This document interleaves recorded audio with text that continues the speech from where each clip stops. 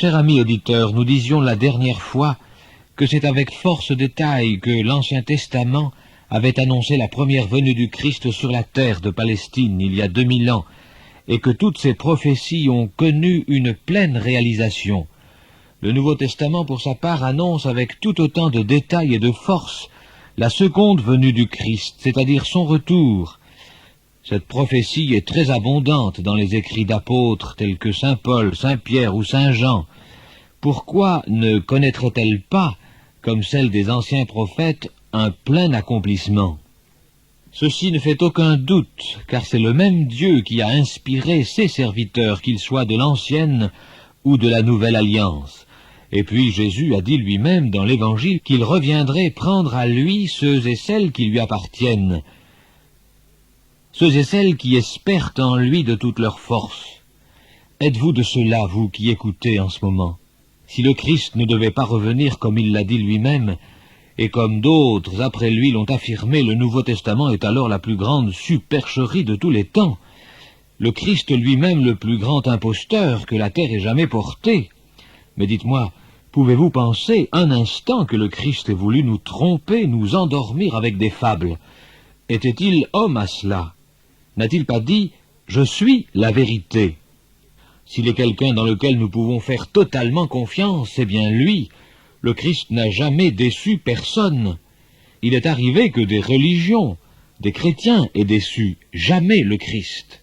« Je reviendrai, a-t-il dit, et vous prendrez avec moi, afin que là où je suis, vous y soyez aussi. » De quelle manière son retour s'effectuera-t-il? Paul l'apôtre nous en donne le détail dans sa première lettre aux Thessaloniciens, au chapitre 4 et des versets 16 à 18. « Car le Seigneur lui-même a un signal donné, à la voix d'un archange et au son de la trompette de Dieu, descendra du ciel, et les morts en Christ ressusciteront premièrement. Ensuite, nous les vivants qui serons restés, dit-il, nous serons tous ensemble enlevés avec eux sur des nuées à la rencontre du Seigneur dans les airs, et ainsi nous serons toujours avec le Seigneur. » Ce sujet du retour du Christ lui tient tellement à cœur qu'il occupe les derniers versets des 5 chapitres de cette première lettre aux Thessaloniciens. Ces textes que j'ai souvent lus me touchent toujours au plus profond de mon être, car ils sont et renferment toute mon espérance. Tout vrai chrétien doit vivre dans l'attente de son Sauveur. Cet événement sera soudain, inattendu, dit Jésus, en ces termes. Le Fils de l'homme viendra à l'heure où vous n'y penserez pas, à l'heure où vous serez occupés à bien manger, à bien boire, à l'heure où vous serez absorbés par vos affaires, par vos soucis. Ce jour viendra à l'improviste, comme un coup de filet sur tous les habitants de la terre. C'est pourquoi, veillez donc, puisque vous ne savez ni le jour ni l'heure. L'apôtre Paul, cette fois dans sa première lettre aux Corinthiens, au chapitre 15, d'écrire ce qui suit.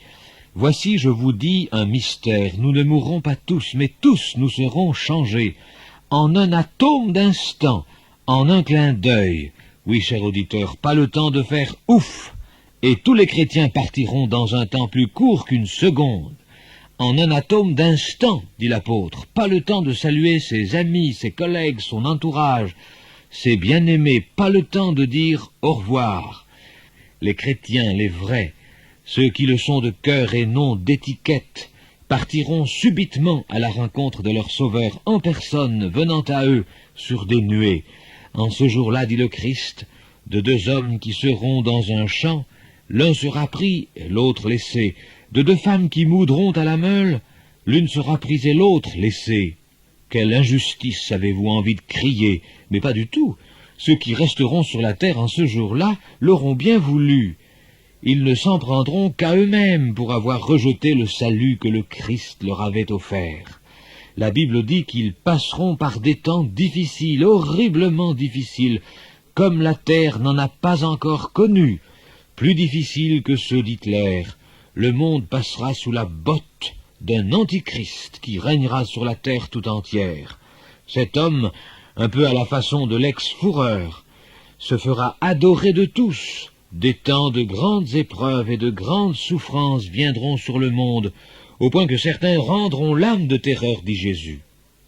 Il nous appartient de choisir dès aujourd'hui celui que nous voulons suivre, le Christ ou l'Antichrist, dont l'Esprit déjà agit sur la terre.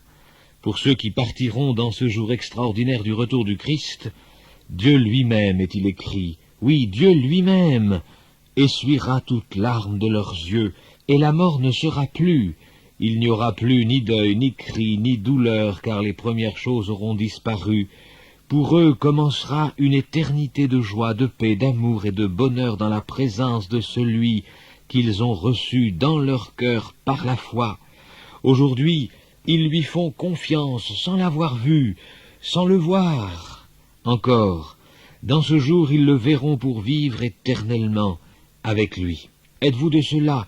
Mais où sont-ils, dites-vous? Ils sont partout sur la terre, peu importe la dénomination chrétienne à laquelle ils appartiennent.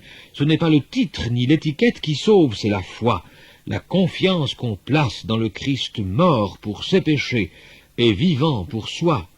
Et parce qu'il est vivant, dit la Bible, il peut sauver parfaitement ceux qui s'approchent de Dieu par lui. L'aimez-vous, cher auditeur, lisez-vous sa parole, l'attendez-vous comme il vous le commande lui-même? Avez-vous hâte qu'il revienne? Et s'il revenait aujourd'hui? Maintenant? Faites le point et soyez sauvés, Dieu vous y aide. À bientôt.